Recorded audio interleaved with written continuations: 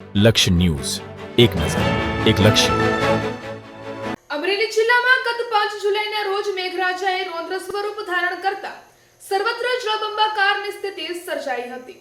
અમરેલી જિલ્લામાં ગત 5 જુલાઈના રોજ મેઘરાજાએ રૌદ્ર સ્વરૂપ ધારણ કરતા સર્વત્ર જળબંબાકારની સ્થિતિ સર્જાઈ હતી.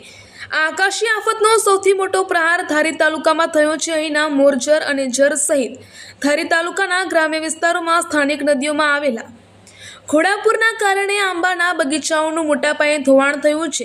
વર્ષોથી મહેનતથી ઉછેરાયેલા આંબા જમીનદોસ્ત થતાં જગતનો તાત આર્થિક રીતે પાયમાલ થઈ ગયો છે. અમરેલી જિલ્લાનો ધારી પંથકમાં જ્યાં 5 જુલાઈ 2026ના રોજ માત્ર 24 કલાકમાં 22 ઇંચ જેટલો ખાબકેલો વરસાદ ખેડૂતો માટે કાળ સાબિત થયો છે. મોરજર અને જર સહિત ધારી તાલુકાના ગ્રામ્ય વિસ્તારોમાં સ્થાનિક નદીઓમાં આવેલા ઘોડાપુરના ધસમસતા પ્રવાહે કિનારે આવેલા આંબાઓના સમૃદ્ધ બગીચાને બાનમાં લીધા હતા. ખેડૂતોની આજીવિકા સમાન આંબાની કલમો મૂળમાંથી ઉખડી જઈને જમીનદોસ્ત થઈ ગઈ હતી. ખેડૂતોનું કહેવું છે કે આ નુકસાન એટલું મોટું છે કે તેઓ પોતાની જિંદગીમાં 10 થી 15 વર્ષ પાછળ ધકેલાઈ ગયા છે. આ ગ્રામ્ય વિસ્તારોમાં અંદાજે 90% જેટલું વાવેતર બાગાયતી પાકનું છે. નદીના પટમાં આવેલા બગીચાઓમાં પૂરના પાણી ફરી વળતા માત્ર વૃક્ષો જ નહીં પડ્યા, પરંતુ ખેતરોની ફળદ્રુપ માટીનું પણ ભારે ધોવાણ થઈ ગયું છે. ખેતરોમાં મોટા પાયે વોળકા પડી ગયા છે, જેને સમથળ કરવા માટે વીઘા દીઠ 20 થી 25 હજાર રૂપિયાનો તોતિંગ ખર્ચ થાય તેમ છે. ગરીબ અને મધ્યમ વર્ગીય ખેડૂતો માટે આ ખર્ચ ઉપાડવો અશક્ય છે. ઉપરવાસમાં આવેલા 3 ડેમોના પાણી એકસાથે છોડાતા નદી કાંઠાના પાળા પણ તૂટી ગયા છે અને આંબાના મૂળિયા હવામાં લટકી રહ્યા છે. કુદરતની આ થાપટ બાદ હવે ખેડૂતો પાસે માત્ર એક જ આશા બચી છે, અને તે છે સરકારની સહાય. મોરજર અને જર સહિતના અસરગ્રસ્ત ગ્રામ્ય વિસ્તારોના ખેડૂતોની પ્રબળ માંગ છે કે સરકાર વહેલામાં વહેલી તકે આ વિસ્તારનો સર્વે કરાવે, જમીન સમથળ કરવા માટે અને બાગાયતી પાકના નવેસરથી વાવેતર માટે વળતર ચૂકવવામાં આવે, જેથી પાયમાલ થઈ ચૂકેલો ખેડૂત ફરી એકવાર પોતાના પગ ઉપર ઊભો થઈ શકે. રિપોર્ટર ટીનુભાઈ લલિયા સાથે યોગેશ ઉનડકટ, અમરેલી. નામ મનસુખભાઈ અર્જણભાઈ હડિયા, ગામ મોરજર, તાલુકો ધારી, જિલ્લો અમરેલી. મારી સમસ્યા એ છે કે મારા ખેતરને અત્યારે ધોવાણ બહુ થઈ ગયું, અતિવૃષ્ટિ વરસાદ પડવાથી, અને ઉપરવા ડેમ અંધાઈને 5-6 ગામમાં બાગાયતર છે, બહુ નુકસાન થયું છે અંધાઈને. અને મારે આ માલિકીની જમીન ઉપર સરેરા પડી ગયા છે, કોઈ સંજોગે ભેગું થાય એવું નથી.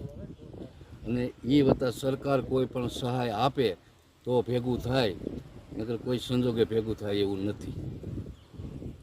મારું નામ મનહરભાઈ લાલજીભાઈ ભેસાણિયા, ગામ મોરજર, તાલુકો ધારી, જિલ્લો અમરેલી.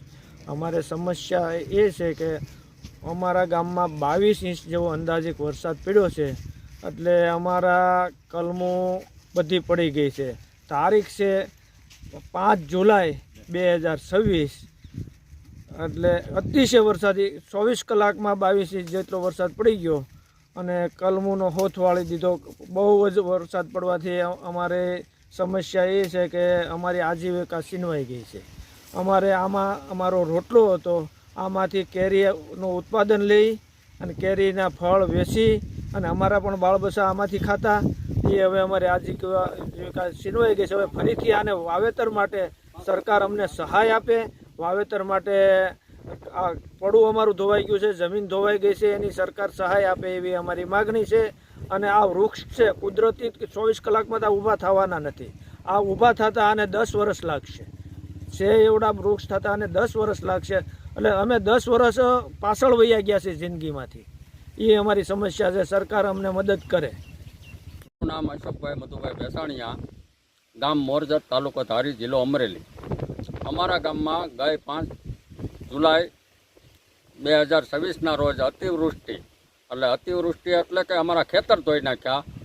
મારે 10 વીઘાનો બગીચો છે, બગીચામાં આડેપટ પાણી હાલી ગયા અને ઓકળા પડી ગયા. ઓકળામાં અત્યારે બહારથી માટી મગાવી તો થાય, બાકી આંબા અત્યારે ઊભા લંઘાવા મળ્યા, સુકાવા મળ્યા છે, એવી સ્થિતિ છે. એમાં બહારથી માટી મગાવીને અને આ પુરાણ કરવી એ તો આમાં કોઈ શક્યતા જ નથી. એવો ખર્ચો અમે કરી ન શકવી, પણ છતાંય હવે ગમે કાંઈક અમારે કરવું તો પડે જ ને. વીઘા દીઠ કેટલો અંદાજિત ખર્ચો થાય એવું રિપેરિંગ કરવામાં? વીઘા દીઠ અંદાજે 20 થી 25,000 જેવો ખર્ચો થાય. શું માંગ છે તમારી? એટલે જો સરકાર આમાં કંઈ મદદરૂપ થાય, સહાય આપે તો અમે કદાચ કરી શકીએ. નકર અમારી જમીન તો બંજર જેવી થઈ ગઈ છે અત્યારે, અને કદાચ એ માથે રૂપિયા કરીને કદાચ કરવી તો અમારથી થાય, બાકી તો આ કોઈ શક્યતા નથી કે મારી જેવા ખેડૂત જો આ ખર્ચો કરી શકે એવી કોઈ શક્યતા છે જ નહીં. નામ ભદ્રેશભાઈ ભોળાભાઈ ભેસાણીયા, ગામ મોરજર, તાલુકો ધારી, જિલ્લો અમરેલી.